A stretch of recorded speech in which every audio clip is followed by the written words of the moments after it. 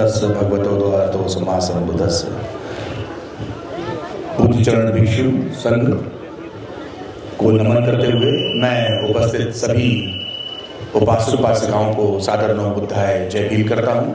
मैं डॉक्टर राहुल राज काशी हिंदू विश्वविद्यालय वाराणसी में प्राचीन भारतीय इतिहास का अध्यापक हूँ और कम समय में गागर में सागर भरने का निर्देश हुआ है मुझे, प्रयास करूँगा।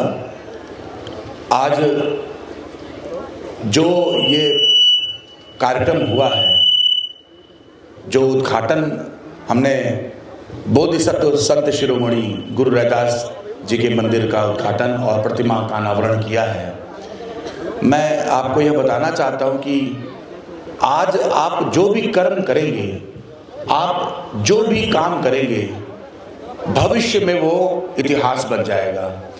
और वो इतिहास कैसा होगा यह इस बात से तय होगा कि वर्तमान में आप क्या करते हैं।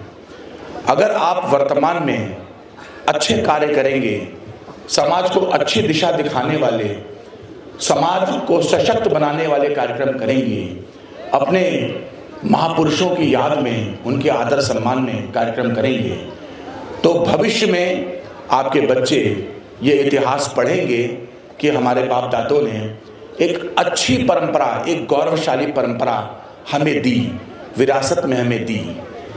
वे अपने अतीत पर गौरव करेंगे। वो कब अतीत पर गौरव करेंगे? जब हम वर्तमान में कुछ ऐसी मधुर यादें, कुछ ऐसे महान कार्य छोड़ कर जाएं कि भविष्य में हमारे आने वाली पुश्तें कहें कि हमारा कारवां वाकई सशक्त था। इतिहास तभी अच्छा होता है, इतिहास में गौरव बोध तभी होता है जब समाज सतत अच्छा कार्य, सकारात्मक कार्य करता है।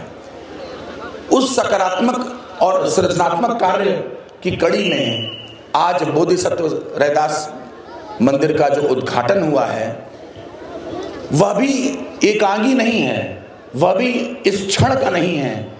इसके पीछे भी लगभग 50 वर्ष पहले 1975 में इसी गांव के बुद्धिजीवी जो हमारे सामने बैठे हैं, उनका एक सपना था। उस समय परिस्थितियां क्या रही होंगी हम स्वतः समझ सकते हैं। उन्होंने समस्त सामाजिक ताने बाने से लोहा लेकर एक सपना देखा और एक मंदिर का निर्माण किया। जैसे तैसे वो मंदिर बनता रहा और आज वह दिन इतने वर्षों के बाद आया कि उसका उद्घाटन पूज्य चरण भिक्षु बनते करुणाशील राहुल जी के हाथों से हुआ। पलवल हरियाणा से इतनी दूर से वे गाजीपुर की धरती पर आए हैं। मैं उनका हार्दिक स्वागत अभिनंदन करता हूं और आप लोगों को गौरवान्वित होना चाहिए कि संपूर्ण भारत में अभी जो हमारे बुद्धिजीवी बचे हैं, भिक्षुगण, भिक्षुओं में जो बुद्धिजीवी कहे जाते हैं, जो समाज को सकारात्मक दिशा दे सकते हैं, जो युवाओं को, जो बौद्ध युवाओं को, बौद्ध महिलाओं को, बौद्ध समाज को सकारात्मक दिशा दे सकते हैं, ऐसे बुद्धिजीवी भिक्षुगणों में बनते करुणाशील राहुल जी का नाम सर्वप्रथम आता है।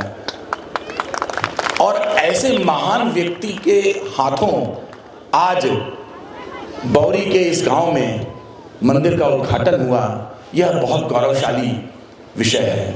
आज जो हुआ, कल को यह अतीत होगा, कल को यह इतिहास बनेगा और कल को हमारे बच्चे इस इतिहास पर गौरव महसूस करेंगे, गर्व महसूस करेंगे। हमने आज जो कार्य किया है वह एक ऐतिहासिक कार्य है। इस संबंध में मैं अधिक नहीं बोलूँगा क्योंकि हमें पूज्य चरण भिक्षु जी की धम्म देशना को सुनना है, धम्म लाभ करना है। बस चूंकि आप सब लोग मौजूद हैं, एक छोटी सी गाथा कहकर मैं अपनी बात को समाप्त करूंगा। महामंगल सूत्र में बुद्ध ने वो तमाम बातें कही हैं जिनसे मनुष्य का कल्याण होता है। बोधिसत्व संत रैदास ने बुद्ध की वाणी को अपने शब्दों में व्याख्या किया। उस समय के तत्कालीन जो शब्द थे, जो हिंदी, जो अपरिमार्जित हिंदी थी, उसमें उन्होंने उसको दोहों को गढ़ा, किंतु उनका सार तत्व वही बुद्ध देशनाओं से आता था। इसलिए इतिहासकार उनको प्रच्छन्न बौद्ध के रूप में देखते हैं, जिस प्रकार संत कबीर को देखते हैं। इसीलिए हम उनको बोधिसत्व के नाम से जानते हैं। हम संत रविदास को बोधिसत्व इसी कारण कहते हैं कि उन्होंने जो दुख निदान की बात कही, जो दुख निदान की कामना की, जो बेगमपुरा का जो उन्होंने एक परिकल्पना की कि जहाँ गम ना हो, बुद्ध भी उसी दुख विमुक्ति की बात करते हैं। तो इस संदर्भ में यह निश्चित रूप से जब भिक्षु संघ का उत्पीड़न हो रहा था, वो 10वीं 11वीं 12वीं शताब्दी में जिस प्रकार जो है बौद्धों का पलायन हुआ, वो इतिहास की बात है, हम उसमें नहीं जाएंगे ज़्यादा। किंतु जो बौद्ध संघ है वह मिटा नहीं, उसका रूप बदला। काशाय की जगह श्वेत वस्त्र धारण किए, पाली गाथाओं की जगह उन्होंने देशज भाषाओं में दोहे रचे, किंतु उसका मूल सार तत्व वही रहा। सत्य कभी मरता नहीं, सत्य जमीन फोड़ के उभर आता है। अभी बंते जी ने कुछ दिन पहले हमसे कहा कि सच्चाई छुपती नहीं है, चाहे लोग लाख छुपाना चाहें। तो निश्चित रूप से आज ऐसी महान विभूति, ऐसे महान गुरु के मंदिर का उद्घाटन हुआ है। हम सब अपने को गौरवशाली महसूस कर रहे हैं कि इस ऐतिहासिक क्षण पे हम यहाँ उपस्थित हैं। एक गाथा कहकर मैं अपनी बात को विराम दूंगा।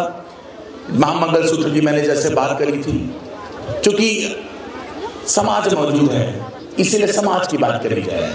तमाम लोग तमाम बातें करते हैं, तमाम बरगलाते हैं, तमाम जो है तरह की बातें होती हैं। बुद्ध ने एक बात बहुत अच्छी कही, फुट्ठस लोक धर्मे ही चित्तं यस्य न कंपति अशोकम विरजन खेमं एतं मंगलमुत्तमम्।